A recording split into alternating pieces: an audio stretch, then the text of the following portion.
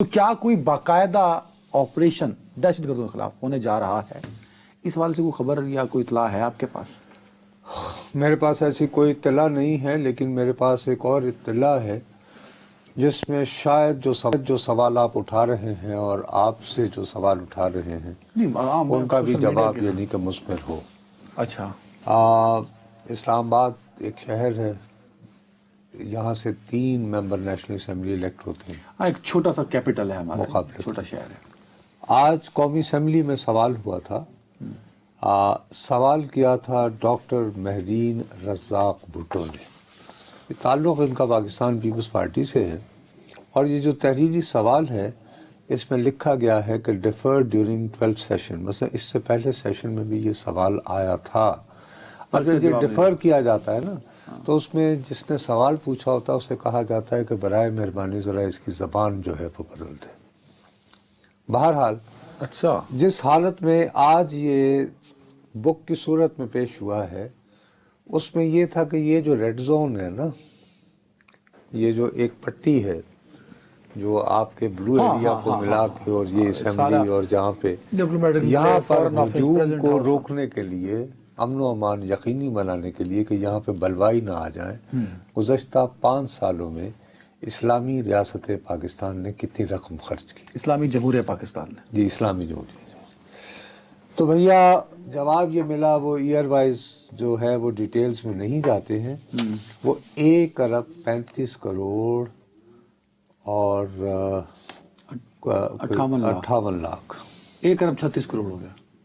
جی اچھا، تو police force کی تنخواہیں ہیں، باقی نہیں بھیا، معاملات ہیں۔ یہ اضافی جو خرچہ ہوا جب یہاں پہ کنٹینر لگائے جاتے ہیں، جب راستے بند کیے جاتے ہیں، جب ایف سی کو بلایا جاتا ہے اور ڈی پی آئی سیکورٹی کے لیے مزید لوگوں کو ڈپیوٹ کیا جاتا ہے، اور اس کے بعد جو لوگ آپ بلواتے ہیں دوسرے شہروں سے یا دوسرے اداروں سے حفاظت کے لیے، ان کو کھانا وغیرہ پہنچانا۔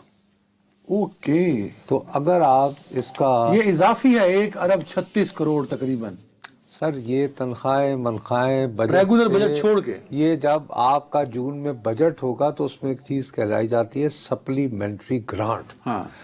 تو اس سال یعنی جون سے جون تک آپ نے جتنی رقم خرچ کی ہوگی یہاں پر امن و امان برقرار رکھنے کے لیے، اس کی آپ بجٹ سے سپلیمنٹری جو آپ نے اضافی رقم کی ہے وہ آپ سب کی گرانٹس کی صورت میں وصول کریں گے۔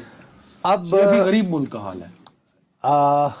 جی، تو میں اس میں آپ سے عرض یہ کرنا چاہ رہا ہوں، اب مجھے صرف یہ بتائیے کہ اسلام آباد کے مقابلے میں بلوچستان کا رقبہ کتنا؟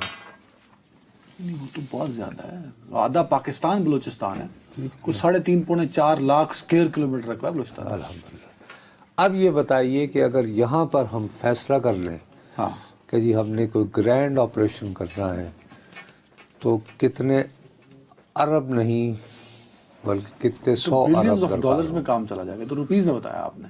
جی جی، تو میں آپ سے عرض یہ کرنا چاہ رہا ہوں کہ ٹھیک ہے، جہاں تک ہارٹ اسٹیٹ بنانے کی بات ہے، ہارٹ اسٹیٹ کا مطلب خالی یہ نہیں ہوتا کہ ڈنڈا ماری شروع کر دو۔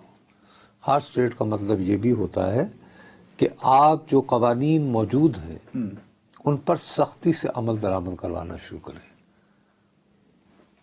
ہارٹ اسٹیٹ کا مطلب یہ بھی ہوتا ہے کہ آپ اگر کسی آدمی کو گرفتار کرتے ہیں اور اس پہ کچھ الزام لگاتے ہیں تو آپ اس کو جلد از جلد بنیادوں پہ سزائیں دلوانے کا بھی انتظام کریں۔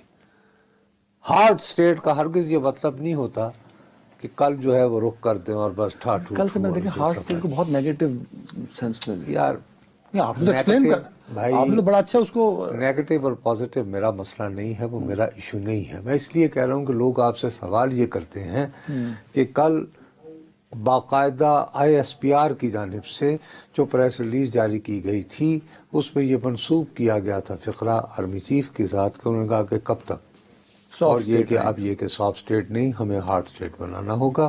اب وہ ہارڈ اسٹیٹ سے فوری طور پر 2+2 کیا اور ٹک کر کے آپریشن نکال لیا، اور پھر کہا کہ وہ آپریشن کا ذکر کیوں نہیں ہوا۔ میرا اپنا نہیں خیال، دیکھو ایک سیدھی سی بات ہے، انڈیا ہوتے ہیں اندر کی خبر کی نہیں ہوتی۔ اگر آپریشن کرنا ہے تو کل اجلاس ہوتا ہے، یہ کل اجلاس ہوتے ہی آج پاکستان کے صدر آصف علی زرداری صاحب جو ہیں وہ کوئٹہ چلے جاتے ہیں کوئٹہ چلے گئے۔ اور وہاں پہ وہ امن و امان کا وہ کرتے ہیں، اور وہاں ان سے منسوب بیان چل رہا ہے کہ میں عید کے بعد جو ہے یہاں آ کے کیمپ لگاؤں گا اور لوگوں سے پوچھوں گا کبھی آپ کو کیا شکایات ہے۔